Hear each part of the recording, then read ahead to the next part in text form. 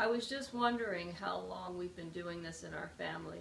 My grandmother would always make them in August or early September, so it was always associated with back to school. The plums that we use are called Italian plums, and they're only available this time of year in very limited produce stores. When my grandmother passed away, my mom started making these. I've been trying to learn for the last few years. Now we have Anna in the kitchen so that she can learn. Ghia, who made them before Grandmom did? Her mother.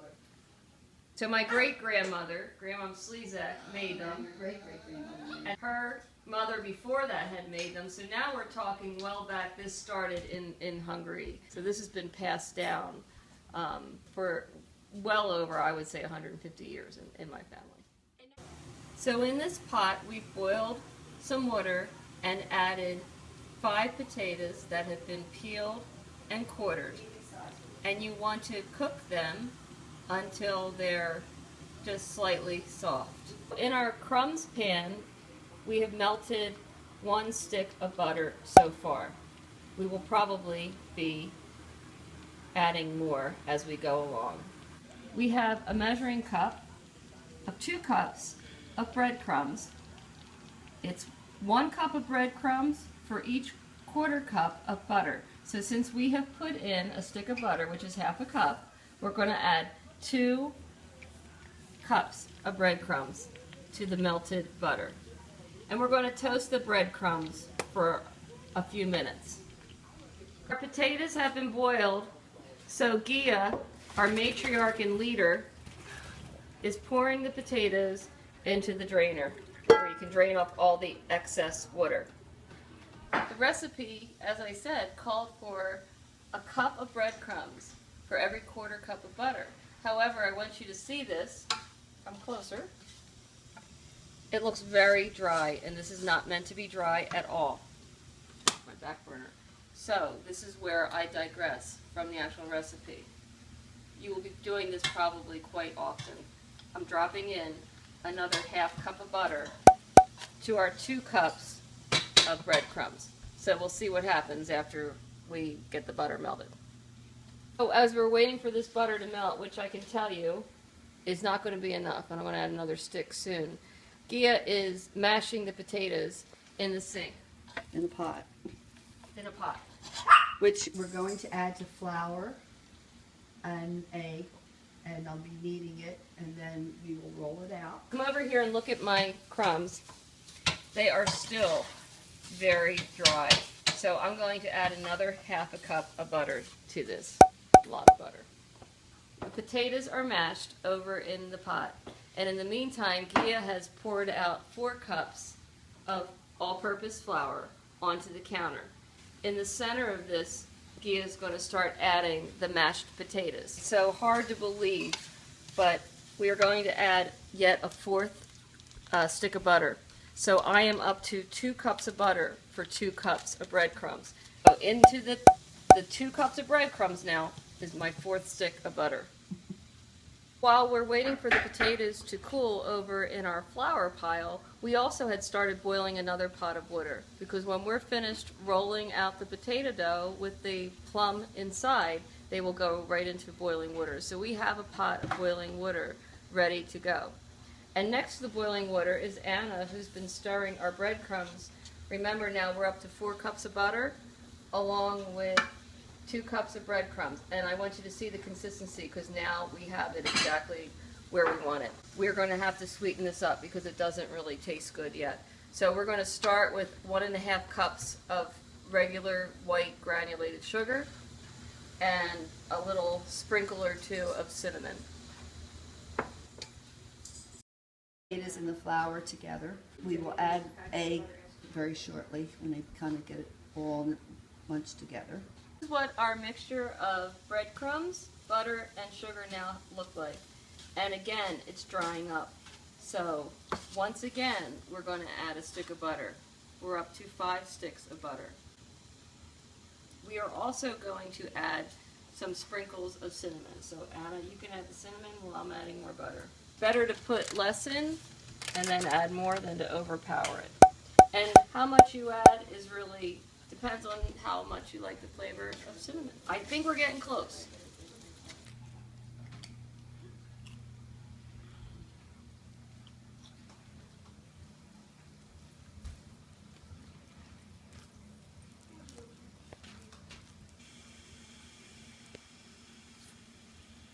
sweet enough? It is hot. I told her it was hot.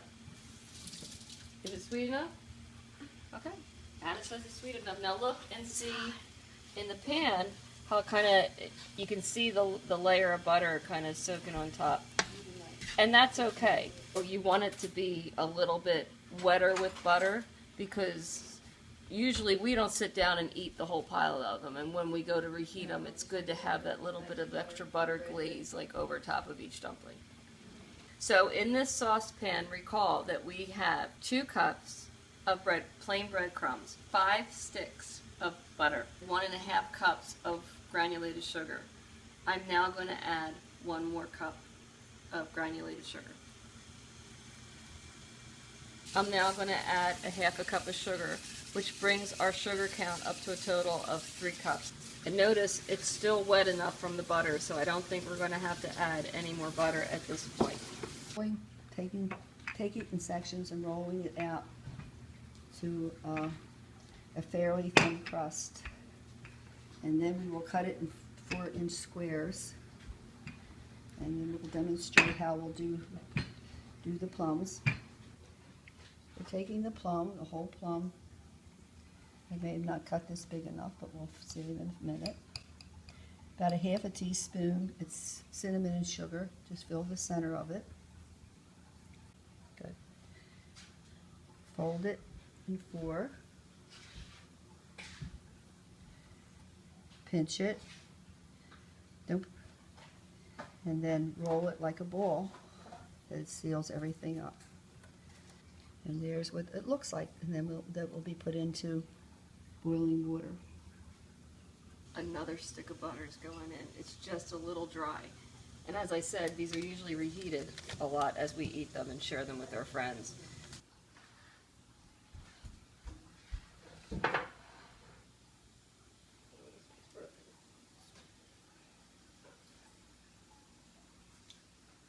Give me 6 sticks of butter, 3 cups of sugar, 2 cups of breadcrumbs, and cinnamon to taste. Yeah. Rolled dumplings that we're going to put into the boiling pot of water. Very important, we have set our timer to 10 minutes because they are to boil for 10 minutes.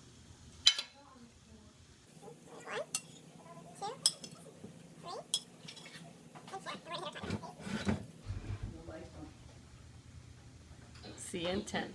You can initially just kind of stick to the bottom of the pot to just kind of give them a little shove. Stir them too much, you're going to make them fall apart. Timer's going off, so it's ready. We're ready to take the...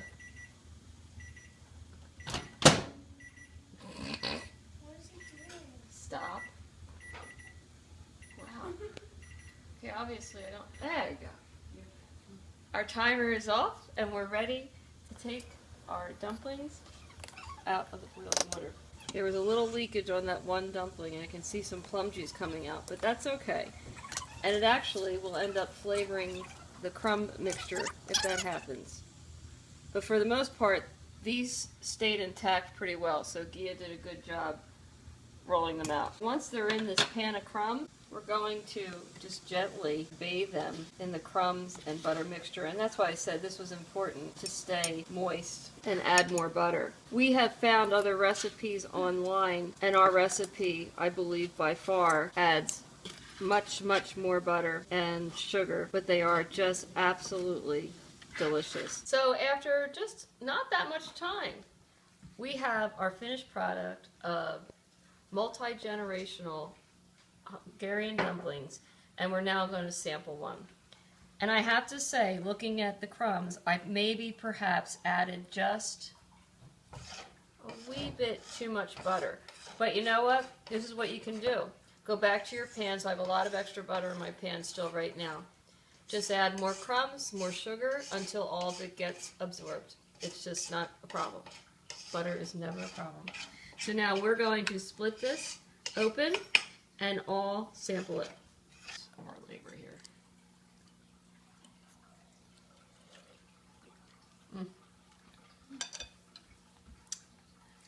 It brings me back to being a little girl.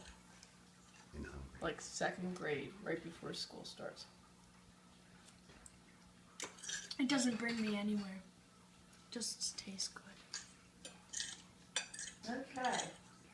Thanks for watching. Please subscribe. Please tell your friends about this. It's a fabulous recipe. Great dessert. Mm.